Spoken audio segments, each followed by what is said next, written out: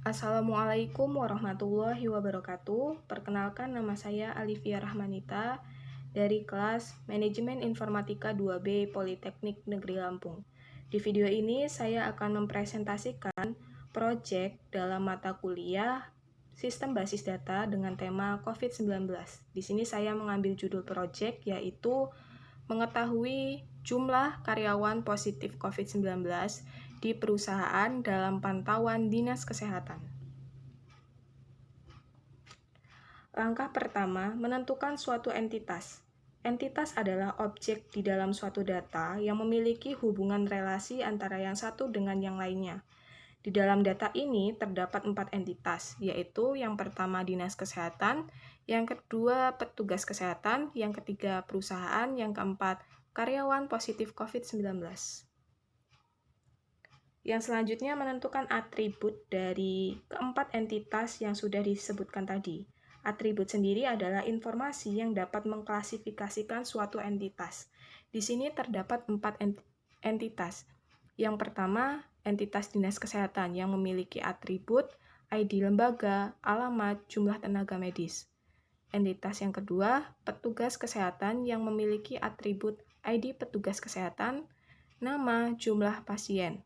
Entitas yang ketiga yaitu perusahaan yang memiliki atribut nama perusahaan, jumlah karyawan, alamat perusahaan.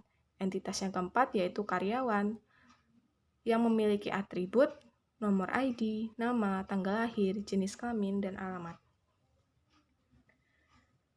Kemudian tahap normalisasi. Normalisasi adalah cara kita untuk mempersingkat atau mengurangi atribut yang ada di dalam entitas, sehingga kita bisa mengetahui suatu data yang lebih rinci.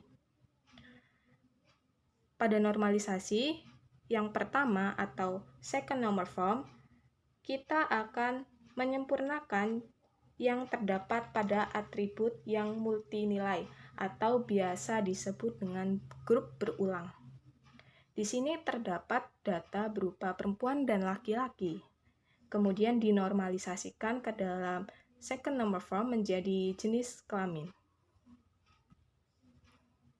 Kemudian terdapat normalisasi bentuk kedua yaitu second normal form. Pada second normal form kita akan normalisasi kembali pada data second normal form. Dengan second normal form, kita bisa menyeleksi primary key yang sebelumnya UID. Di sini terdapat 2 primary key yaitu ID petugas kesehatan dan nomor ID. Lalu dinormalisasikan ke second normal form menjadi 2 bentuk data yang terpisah yaitu menjadi ID petugas kesehatan dan nomor ID, diikuti dengan atribut-atributnya. Lalu normalisasi bentuk ketiga yaitu third normal form. Di sini third normal form menggunakan data yang sudah dinormalisasikan pada second normal form. Kemudian dilanjut ke normalisasi third normal form yaitu menjadi nama petugas, lalu jumlah pasien agar mengetahui berapa banyak karyawan yang positif COVID-19 yang ditangani petugas kesehatan. Selanjutnya di sini saya sudah membuat ERD atau Entity Relation Diagram. Pada jumlah karyawan positif COVID-19 di perusahaan dalam pantauan Dinas Kesehatan. Di sini terdapat 4 entitas dan atributnya yang memiliki relasi yang satu dengan yang lainnya.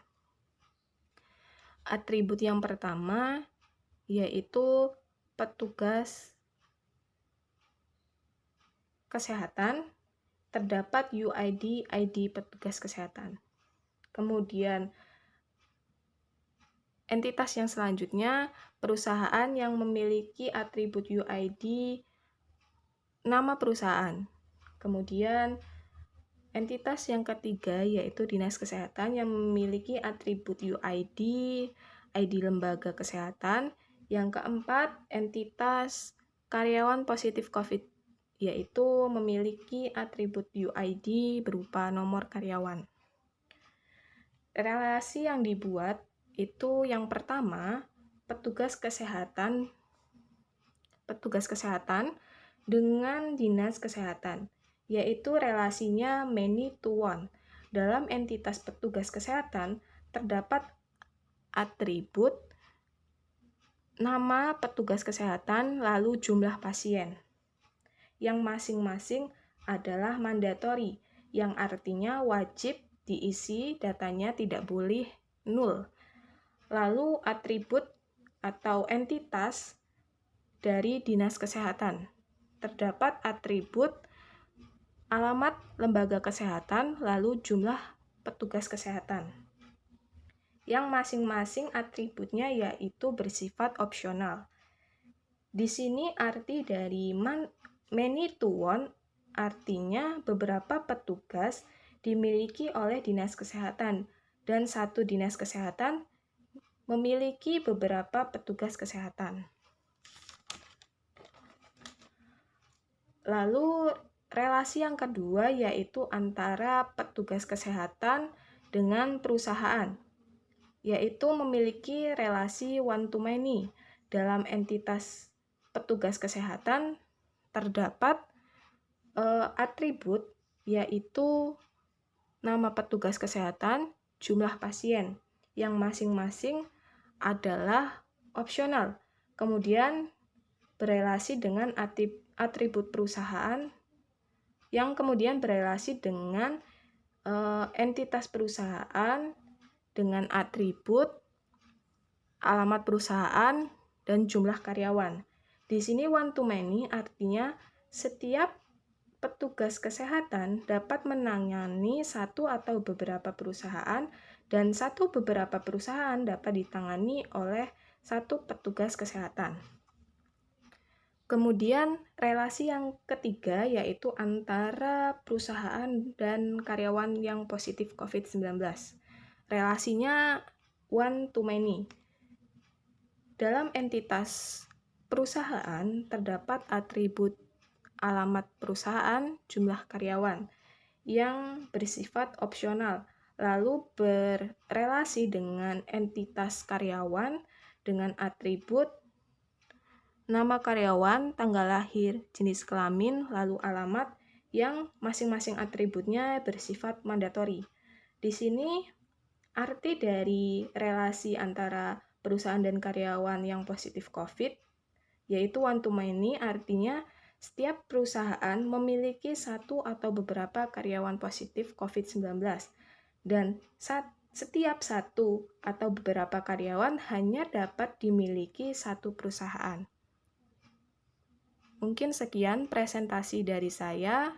Dapat disimpulkan bahwa pada proyek ini kita dapat mengetahui entitas, atribut yang saling berhubungan, dan mengetahui cara menormalisasikan dan mengetahui bentuk dari logikalnya. Sekian mungkin dari saya. Apabila ada kesalahan saya mohon maaf. Saya akhiri. Wassalamualaikum warahmatullahi wabarakatuh.